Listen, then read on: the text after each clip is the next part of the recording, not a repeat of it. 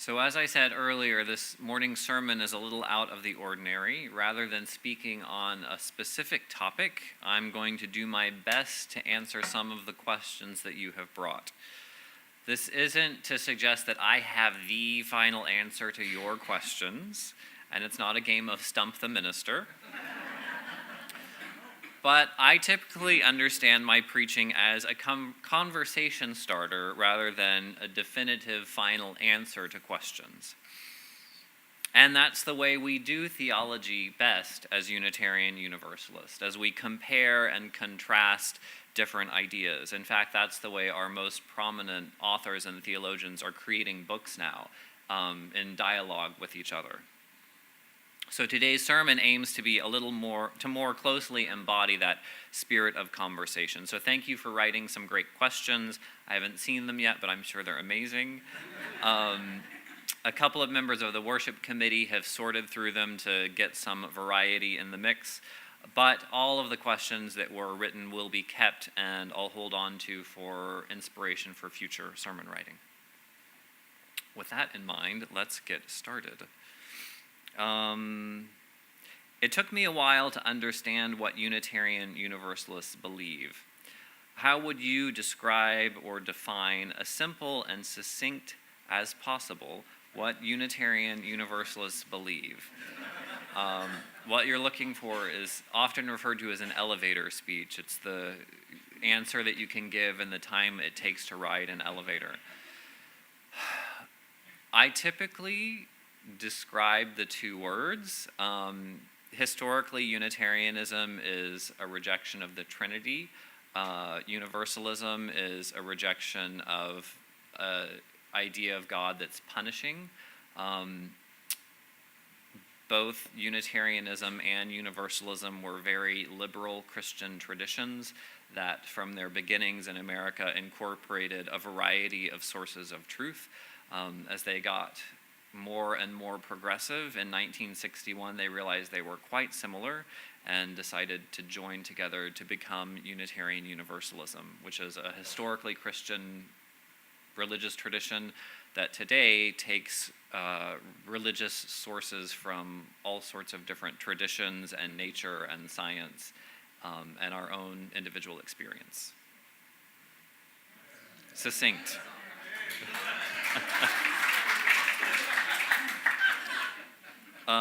And there aren't actually very many questions here. So if you have any more questions, feel free to jot them down and Cheryl or Susan can pick them up. What's the most effective way to advocate for justice or change without turning people off? I believe that this is not something that I do particularly well, but I believe that sharing our stories is the most impactful way of conveying the importance of any issue to other people. Whether it's going to city council meetings and speaking from our hearts about how these issues affect us or affect people that we know and care about. For a variety of different reasons, we're finding that there's, as I was mentioning earlier, so much information being thrown at us, so many statistics from a variety of reputable and irreputable sources. Most of us don't have the time to dig down deep into those and to sort out what is a reasonable survey, what is real scientific data, and what is hogwash. But we do have the time to listen to a story, a compelling story, and those are the things that move us. We're humans, we're emotional beings. So I think telling stories is the most powerful way to advocate for justice and change. I also think it's probably the best way to invite people or to share with other people about Unitarian Universalism. You don't have to give that elevator speech of what Unitarian Universalism is. All you need to do is say, this is something that's important to me in my life, and maybe a story about what happened one Sunday, or a story about why you do what you do and why you enjoy it. Stories move people, and they're worth investing our time in. from Zoe, age 9. Are you still here, Zoe? No. Okay. Well, maybe your parents will share this answer with you. Where do feelings come from? Brain or heart? What else? Oh, Zoe.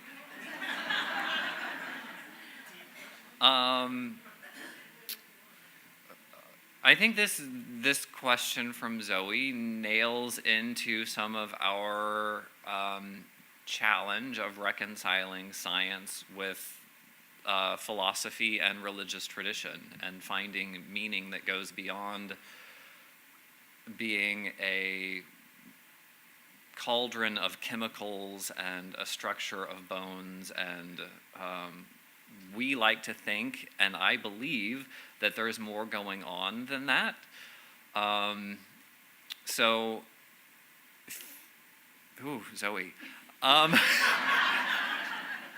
I am going to say that, as you all know, our emotions are definitely seated in our brain,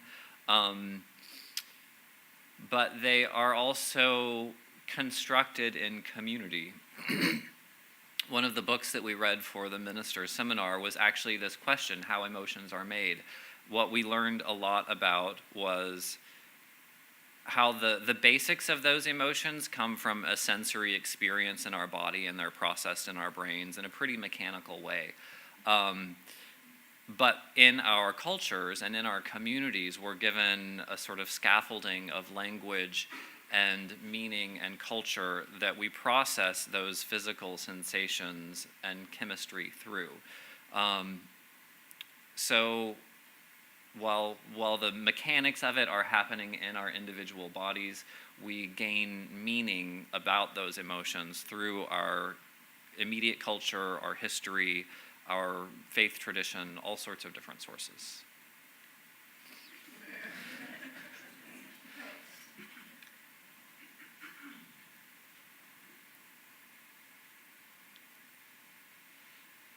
So this is 2 questions. I'll go ahead and attempt to answer them both. This person didn't write their name, they're wise. Question number 1 is, do you believe God exists? Question number 2 is, if you could change one thing about Unitarian Universalism, what would that be? Do I believe God exists? At this point in my life, I think I'm pretty agnostic. I have, and that's an honest answer. I have gone from having a pretty active, sincere prayer life and conversation with God sort of prayer life. I have been through phases that are much more invested in science and really letting go of that notion of God. I think I find myself in this agnostic period, recognizing that theology and a notion of God can be so fruitful, and that language and that history and the emotional experience can give life to, it can be supportive in times that are really, really challenging, times that we all have faced at different points in our life. It doesn't always reconcile with, as Zoe was asking, where do our emotions come from, our brains? So yeah, I'm at this moment in a sort of agnostic phase, but that changes. Ask me next month.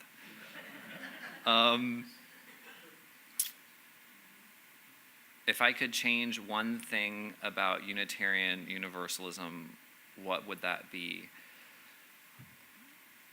Part of it would be the first question that was asked here, the do you believe God exists? For some reason, and this is getting better, but we get hung up on this theist versus atheist debate, and it just drags us down so much. Part of the beauty of Unitarian, actually I'll tell a story. So the minister that I grew up with, John Wolfe, brilliant guy, just recently passed away. He famously, when this biggest Unitarian church in the country was interviewing him about whether or not he would be their minister, they asked him this question, are you an atheist or are you a theist? And his answer was, that depends. If you're a theist congregation, then I'm an atheist. If you're an atheist congregation, then I'm a theist. I share that story because I think part of our calling is to bridge that gap and to build communities that are spiritually vibrant and curious and not so stuck in what is really not such a big difference when we have shared values and a lot of shared theology that it doesn't focus on God. So that's the thing I would change.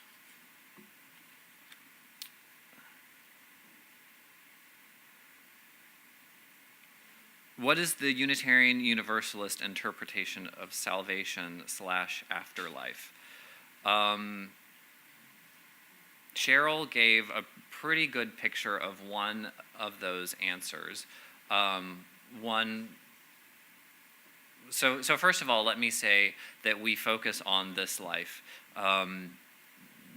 We're not ruling out anyone's vision of an afterlife, but we have a general idea that we're going to do our best here and now, and that will probably work itself out whenever that happens. In terms of salvation, so Cheryl gave one very good answer to that. It's when we fall down and are broken, we find healing and hope in our community. That's one of the things that Tapestry sort of identifies as a clear priority for this, is this sense of community. What I spoke about on Easter Sunday was salvation in a love for and rootedness in the power of earth, the sort of life-giving, life-sustaining thing that we are a part of that gave us life. That connecting ourselves more deeply to that can bring a sense of healing and hope. What are other UU ideas of salvation?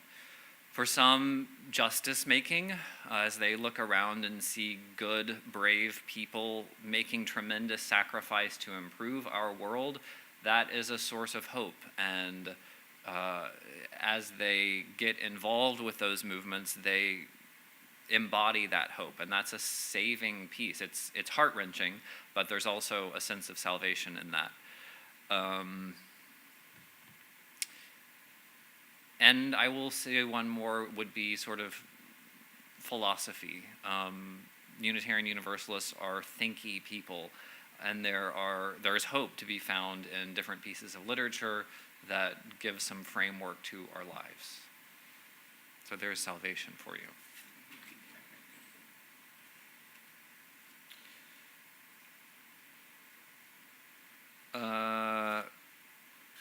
Zoe asked a lot of questions. Well, I'm going to hold on to those for a minute. How do we best grow our congregation and get our message out to the community? One piece of that is what I spoke about earlier, is talking about Unitarian Universalism is not about giving a definition of our history or our theology. Talking to other people about our faith is best done through stories, about telling people why it's meaningful to you. Growing our congregation can be about us all inviting people. We're also thinking more about outreach. I will say, so we've brought together a president's council, which is a group of all the former presidents of Tapestry, to look really strategically at this. And we're reading together and coming up with some plans. We're evaluating what's particularly special about our congregation and what the needs of our wider community are. In study, what is coming out very clear is that congregations don't grow, we won't grow, if our reason for growing is to fill seats or to balance our budget. We will grow when our reason for growing is to serve the wider community. So Growing is about being very clear about what our purpose is and living into it strongly and boldly. And that cannot be about a budget or filling seats.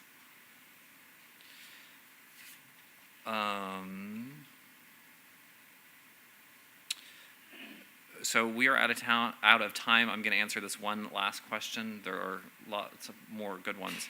How do you advocate for justice when it involves breaking the law? Carefully.